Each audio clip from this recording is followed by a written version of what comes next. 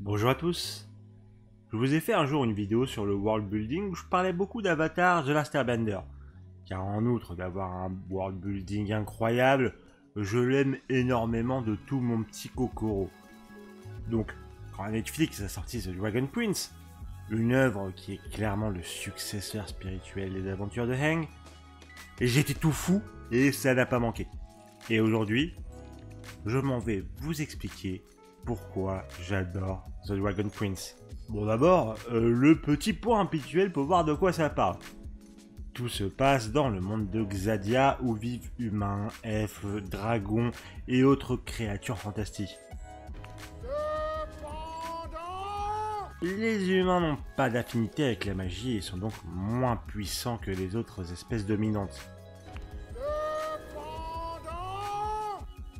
Ils vont se mettre à apprendre et maîtriser la magie noire utilisant la vie d'autres espèces et tuera le roi des dragons ainsi que son enfant encore dans un œuf.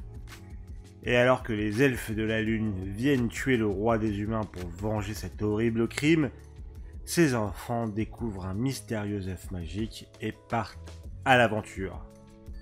L'une des premières choses qui frappe en regardant The Dragon Prince, c'est son univers très travaillé. On ressent l'influence d'un avatar, non toujours pas le claqué qui n'invente rien, l'autre qui a un world building excellent dont on a déjà parlé. Et c'est tout aussi bien fait ici, avec un monde cohérent qui a son histoire, son vécu, ses contrées, avec ses us et coutumes, dans un univers fantastique du plus bel effet. De plus, son système de magie est cohérent et bien expliqué, avec ses petites subtilités qui le rendent complètement organique vis-à-vis de ses populations. Et ce monde a le mérite aussi d'être très bien mis en valeur. La série est plutôt belle, même si, avouons-le, ce n'est pas celle qui a le plus gros budget et ça se ressent, même si elle se rattrape de par sa direction artistique très colorée qui fonctionne excellemment bien. Bon, par contre, la première saison, ça risque d'être un peu compliqué pour certaines personnes parce que le 15 FPS un peu atteint du Covid, voilà, mais ça s'améliore grandement ensuite. Mais c'est bien cool d'avoir un super monde bien construit, mais si les personnages qui vivent dedans sont éclatés, ça vaut pas trop le coup, non? Eh ben, ils sont ici très réussis. Entre le trio de personnages principaux qui ont chacun leurs doutes et épreuves à traverser, leur quête de soi et leurs relations avec les autres qui sont au cœur du récit, on a de quoi travailler en termes de développement au fil des saisons. Que ce soit Calum, Ezra ou Rhaenyra, aucun n'a de traitement débile tout en étant drôle et attachant. Et mine de rien, ça fait plaisir. Mais la principale raison qui me fait aimer les personnages de Dragon Prince est leur nuance. D'un côté, on a les héros, qui ne font pas toujours les bons choix, qui se plantent, et ont même leur sens moral mis à l'épreuve. Mais surtout de l'autre, on a les antagonistes qui ont à la fois des raisons complètement compréhensibles et surtout parfois font les bons choix tout en commettant des crimes impardonnables. C'est pour ça que j'ai une énorme sympathie pour les personnages de Soren ou Claudia, deux antagonistes aux mêmes origines, mais aux chemins bien différents, mais pour lesquels on espère une rédemption. Et enfin, j'aimerais mettre un mot sur un aspect pour lequel la série est extrêmement reconnue, son inclusivité et sa diversité.